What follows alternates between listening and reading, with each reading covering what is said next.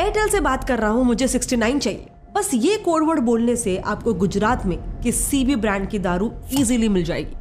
And that is why this raises the question कि क्या गांधी जी के गुजरात में, जहां आजादी से पहले ही अल्कोहल बैंड है, वहां क्या वाकई में अल्कोहल बैंड है?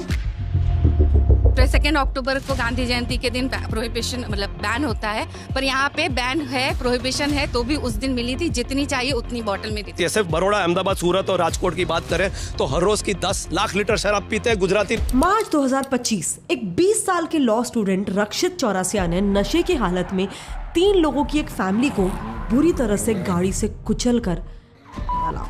एंड कंसर्निंग बात यह है कि इस हादसे का उसे कोई अफसोस भी नहीं था, उल्टा वो तो गाड़ी से उतरकर अनदर राउंड करके चिल्ला रहा था।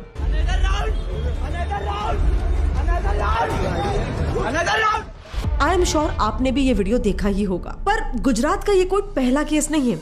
अगस्त 2023 में वडोदरा की एक औरत ने नशे की हालत में अपनी गाड़ी क्रैश की और फिर जब पुलिस उससे बातचीत करने आई, उसे अरेस्ट करने आई, तब वो उनसे ही मारपीट करने लग गई।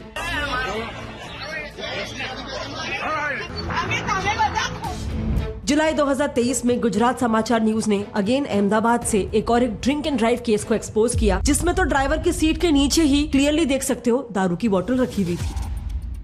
सवाल यह है कि अगर गुजरात एक ड्राई स्टेट है तो ये शराब और नशे में धुत लोग कहां से आ रहे हैं? गुजरात में ड्रिंक एंड ड्राइव के इतने केसेस क्यों आ रहे हैं? 25 जुलाई 2022 गुजरात के बोटाद डिस्ट्रिक्ट में 140 लोग अचानक से हॉस्पिटलाइज हो गए। सिम्टम्स थे blood vomit, loss of eyesight और सिवियर हेल्थ डैमेज। इस हादसे में 42 लोगों की जान चली गई और इन्वेस्टिगेशन से पता चला कि इसकी वजह थी केमिकल पॉइजनिंग, नकली शराब की वजह से।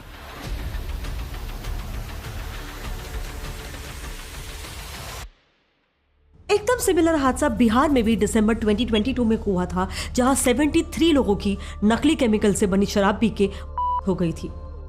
सो माय क्वेश्चन इज कि गुजरात और बिहार, 2 ड्राई स्टेट्स में ये नकली शराब बन कैसे रही है? एक्चुअली गुजरात में कोई नई बात नहीं है, ये काइंड ऑफ वहाँ का एक ओपन सीक्रेट है। गुजरात के अंदर 10 रुपए की पोटली से लेके 1500-2000 रुपए की बोतल तक का दारू मिल रहा है। जहाँ दारू बिक रही है वहाँ से पीकर बाहर निकल रहे हैं, वहीं से पुलिस वाले खुद थोड़ा टाइट लग रहा है गुजरात में दारू नहीं मिलती। अरे गुजरात में मिलती है, तो पंजाब में मिलती है। पॉलिटिशियंस की बात करें तो वहाँ एक पार्टी के नेता खुद शराब स्मगलिंग में इन्वॉल्व है, तो दूसरे पार्टी के नेता खुद लिकर पार्टीज में इन्वॉल्व है। मुन्ना बाबा 100 तोला पहन के घूमता है और सिर्फ पीता है डबल ब्लैक। अब ऐसे में जनता किसको दोष देगी? सखी मंडल 2009 में शुरू हुआ एक ऑल वुमेन ग्रुप था जो गुजरात में दारू के अड्डे पे खुद जाके रेड्स कंडक्ट करती थी ताकि दारू की बिक्री बंद हो। जो ये दारू की मुहिम हमने छेड़ी थी, उसमें दारू पकड़ते थे, ये पुलिस का काम था, लेकिन वो काम हम लोग करते थे। हफ्ता तो वो लोग लेते थे, लेकिन दारू हम पकड़ते थे। पर एक दिन उन्होंने खुद सारे ऑपरेशंस बंद कर दिए क्योंकि लोग उन पे ही लिकर प्राइसेस बढ़ने का ब्लेम डालने लग गए। उनके रोकने से ये पूरा लिकर सप्लाई का नेक्सस रुकना तो छोड़ो, उल्टा महंगा होते जा रहा था। दारू का दाम भी बढ़ गया, जो 5 की मिलती थी वो 10 की हो गई, 10 की मिलती तो वो 20 की हो गई। तो वो दारू सब हमको चिल्ला बोलते थे कि ये लोग, आप लोग ने सखी मंडल निकाला और दारू का दाम बढ़ गया। ज्यादा पहले नहीं, आप इसी साल का डेटा ले लो। आज की तारीख में गुजरात में पुलिस हर रोज ऑन एन एवरेज 9 लोगों को ड्रिंक एंड ड्राइव के केसेस में अरेस्ट करती है। 9 लोगों को। अब गुजरात के लिकर सेल्स का भी डेटा जानोगे तो शॉक हो जाओगे। ऑफिशियल डेटा के हिसाब से 2024 में गुजरात में हर 4 सेकेंड में एक दारू की बोतल सीज हुई है। इन टोटल 144 करोड़ रुपीस की 82 लाख बॉटल्स सिर्फ एक साल में सीज हुई है गुजरात से। एंड माइंड यू, ये सिर्फ जो इलीगल बॉटल्स है जो बरामद हुई है, सीज हुई है, उनका डेटा है। जो बिक चुकी होंगी उनका डेटा अगर आप ऐड करोगे तो आप खुद ही सोच सकते हो कि आज भी गुजरात में कितनी ज्यादा मात्रा में लिकर मिलती है।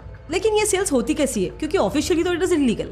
सो जैसे मैंने आपको शुरुआत में बताया था, एयरटेल से बात कर रहा हूँ मैं, मुझे 69 चाहिए। बस ये कोड वर्ड बोलने से आपको गुजरात में जिस भी ब्रांड की दारू चाहिए आपको आसानी से मिल जाएगी। ऑपरेशन अहमदाबाद, ये नाम है एबीपी न्यूज के एक स्टिंग ऑपरेशन का, जिसमें उन्होंने गुजरात में हो रहे 2 तरीकों के लिकर सेल्स को एक्सपोज किया था, जिससे गुजरात को एक बड़ा इकोनॉमिक लॉस हो रहा था। लेकिन वो डिस्कस करने से पहले मैं एक ऐसी चीज के बारे में डिस्कस करना चाहती हूँ जिससे मेजॉरिटी इंडियन बिजनेसेस को इकोनॉमिक लॉस हो रहा है, manual accounting. Did you know, एक सर्वे में 18% अकाउंटेंट्स ने एडमिट किया कि उनसे हर रोज मैनुअल अकाउंटिंग में इतनी गलतियां होती है जिससे कई बार कंपनीज को मिलियंस ऑफ डॉलर्स का नुकसान भी भी झेलना पड़ता है। हर एक बिजनेस ओनर का लिटरली नाइटमेयर है मैनुअली आज भी इनवॉइसिंग करना।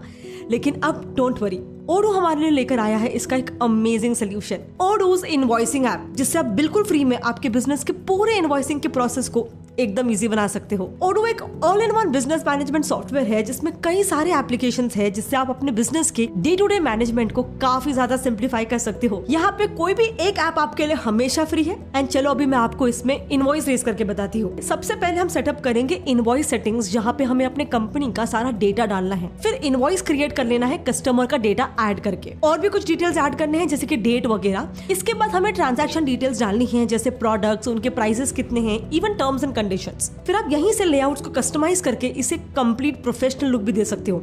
एंड दैट्स इट, सिर्फ 2 मिनट में हमारा इनवॉइस रेडी हो गया। इसके बाद आप इसे अपने कस्टमर को यहीं से भेज भी सकते हो, और अगर आप इनमें से कोई भी पेमेंट प्रोवाइडर यूज करते हो तो आप यहीं से पेमेंट्स भी कलेक्ट कर सकते हो। ओडो पे एक ही डैशबोर्ड पे आपको सारी डिटेल्स दिख जाएंगी जैसे कि customer invoices, vendor bills, banks and even cash, which makes the entire process super smooth. So definitely check out Odoo's invoicing app to simplify your billing process. Link is in the description. Now let's come back to our topic. हम discuss कर रहे थे ABP न्यूज़कास्टिंग operation Ahmedabad के बारे में, जिसने गुजरात में हो रहे 2 तरीकों के लिकर सेल्स को एक्सपोज किया। पहला था इन पर्सनल डिलीवरी, जिसमें आपको बस लिकर स्मगलर को कॉल करना है और उसकी बताई हुई लोकेशन पर आपको पहुंच जाना है। हाँ, मैं एयरटेल से बोल रहा हूँ। ये शाहपुर आने को बोला था 69 के लिए। अच्छा, बोलिए सर, कहाँ हो आप? मैं तो अभी ये SG हाईवे पे खड़ा हूँ सर। सर, आपको इनकम टैक्स तक आना रहेगा। ठीक है भाई। फिर जैसे ही आप उस लोकेशन पे पहुंचते हो, उनका एक बंदा आपकी गाड़ी पे आकर अंदर बैठकर खुद आपके सामने आपको बोतल देके जाएगा और आपसे पैसे लेकर जाएगा। कुछ ही पल में एक शख्स बिना कुछ कहे सीधे हमारी गाड़ी के भीतर आ जाता है। चंद सेकंड में आदमी गाड़ी के भीतर शराब की बोतल रख के और संवाददाता के हाथ से 2000 रुपए लेकर बिना कुछ कहे चला जाता है। It's that simple, as if कुछ गलत हो ही नहीं रहा है। फिर अगर गुजरात में ही किसी को घर के बाहर जाके वाइन एंड डाइन करना है, जैसे बाकी शहरों में लोग अल्कोहल के साथ रेस्टोरेंट्स में जाके डिनर कंज्यूम करते हैं, सो उसके लिए भी एबीपी न्यूज ने एक रैकेट को बस्ट किया था। एबीपी न्यूज को पता चला कि पूरे गुजरात में ऐसे कई सारे इलाके हैं जहाँ पे लोग अपने घरों को ही देर रात में शराब का अड्डा बना देते हैं। पहले केस की तरह सेम यहाँ पर भी आपको कोड वर्ड पता होना चाहिए। ऐसे घरों के नीचे मोस्टली एक दुकान होती है जहाँ से आपको पानी की बोतल, कोल्ड ड्रिंक और कुछ स्नैक्स खरीदने पड़ते हैं। फिर वो दुकानदार समझ जाता है कि आपको उनसे क्या चाहिए और फिर वो उस पर्सन को उस घर का रास्ता खुद ही दिखाता है। घर के नीचे दुकान से पानी, कोल्ड ड्रिंक, स्नैक्स खरीदने के बाद घर के ऊपर जाना होता है। ऊपर सीढ़ी से जाने के बाद पहले फ्लोर पर लोग बैठकर शराब पीते दिखे। चलो ये तो वो बात हुई कि पब्लिक तक अल्कोहल कैसे पहुंचता है, लेकिन एक ड्राई स्टेट में जहां कोई डिस्टिलरीज नहीं है, कोई दारू बनाने की फैक्ट्रीज नहीं है, वेयर हाउसेज नहीं है, आम लोगों के लिए कोई वाइन शॉप्स तक अवेलेबल नहीं है, आखिर उस स्टेट में अल्कोहल पहुंचता ही कैसे है? सो पूरे गुजरात में लोगों को जो अल्कोहल मिल रहा है ये मोस्टली गुजरात के नेबरिंग स्टेट से, जैसे कि मध्य प्रदेश वगैरह से स्मगल करके आया होता है। और ये किस प्रकार से होता है उसके लिए आप ये वीडियोस देख सकते हो।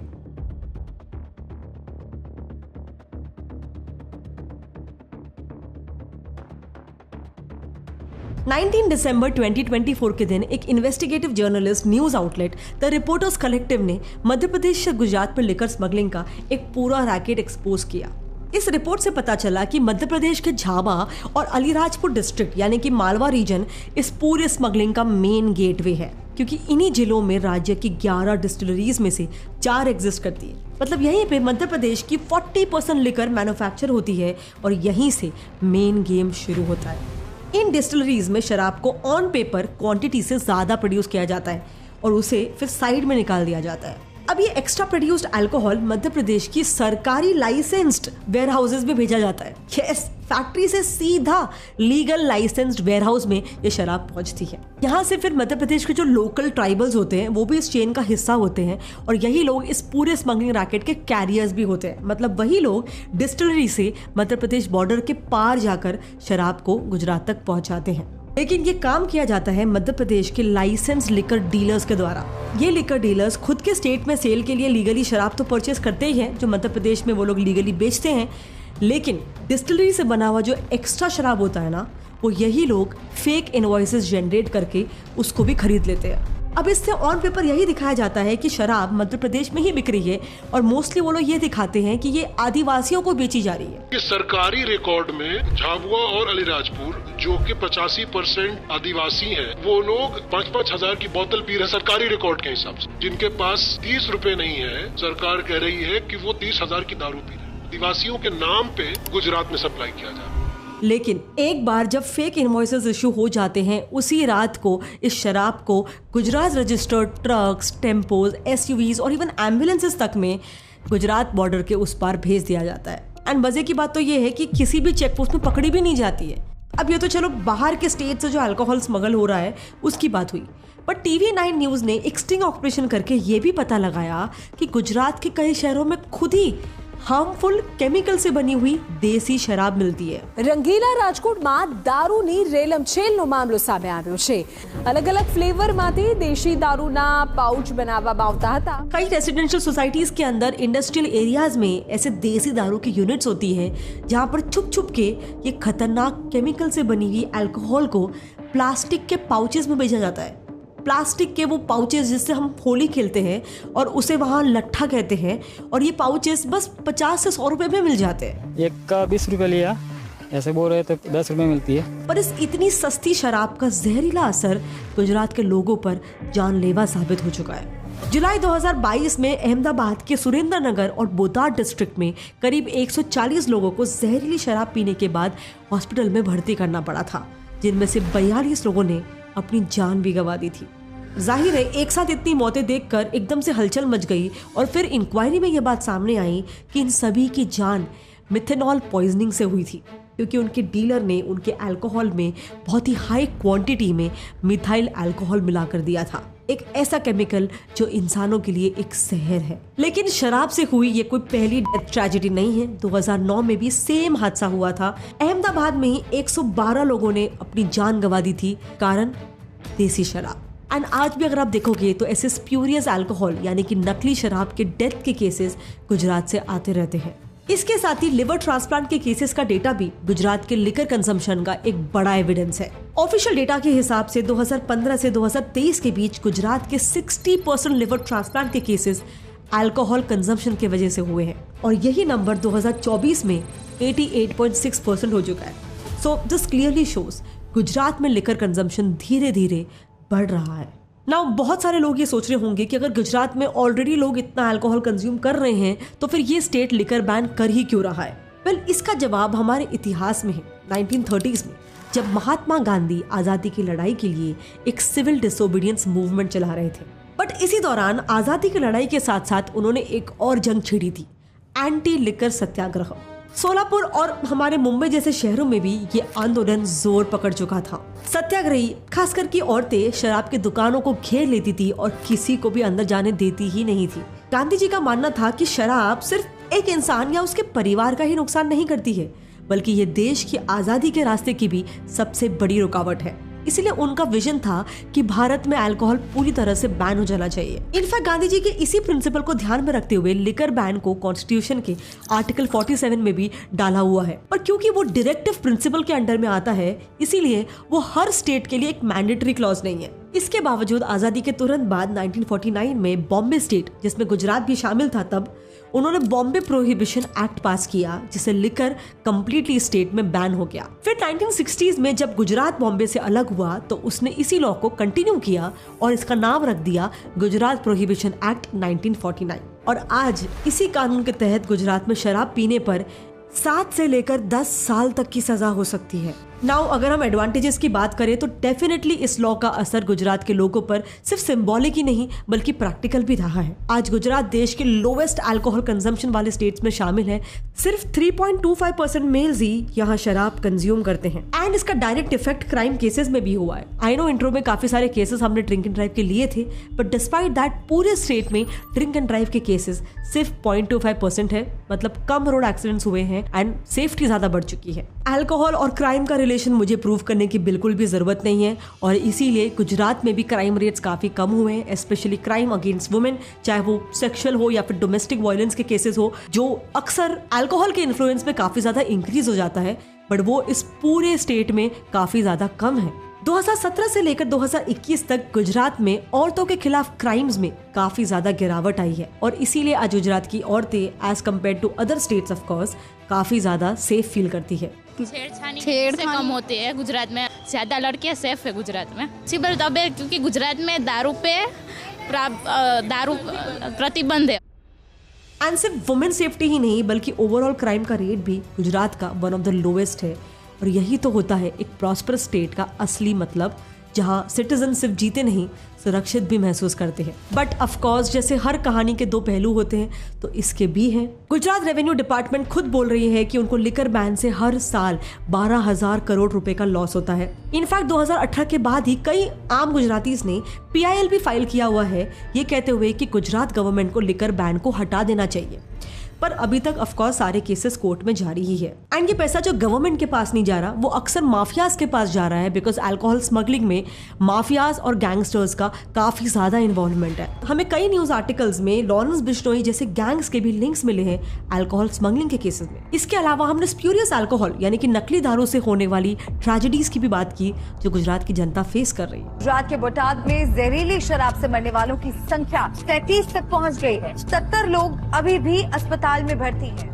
सो नाउ गुजरात के सामने ऑप्शंस क्या है? वेल, गुजरात गवर्नमेंट कुछ स्टेप्स उठा सकती है, जैसे इस लिकर बैन को स्मार्टली रेगुलेट करना। देखो, दुनिया के बड़े बड़े देशों ने लिकर बैन किया है, पहले भी किया है और आज भी कर रहे हैं। जैसे यूएस ने 1920 से 1933 के प्रोहिबिशन एरा में किया था।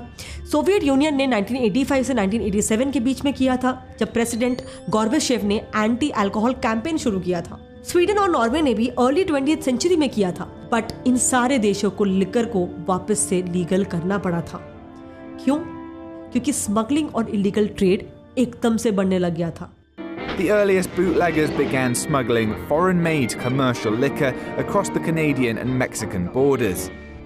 बट मेरे हिसाब से गुजरात एक बेहतर मॉडल फॉलो कर सकता है, नॉर्डिक कंट्रीज का मॉडल जो WHO ने भी रेकमेंड किया है। इस मॉडल में अल्कोहल सिर्फ स्टेट ओन्ड शॉप्स में मिलता है, यानी कि गवर्नमेंट शॉप्स में मिलता है, ज्यादा टैक्सेस के साथ और लिमिटेड टाइम के लिए ही, with only limited quantity available. मतलब ना इलीगल सप्लाई होगा और ना ही ओवर कंजम्पशन होगा। एंड ऑफ कोर्स क्योंकि टैक्सेस हाई है तो लोग खुद भी शराब को ज्यादा पीना अवॉइड करेंगे। Vimnopole is a government regulated shop. Vimnopole basically means it's a monopoly of government over alcohol here.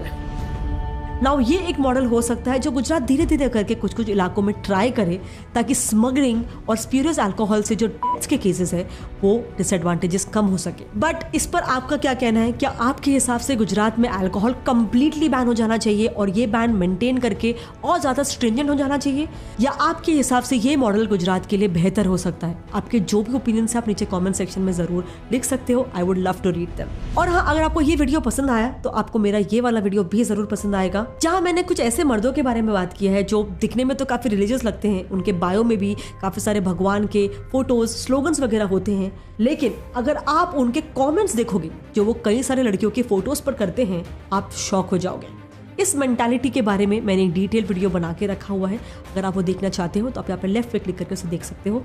तब तक के लिए मिलते हैं अगले वीडियो में। जय हिंद।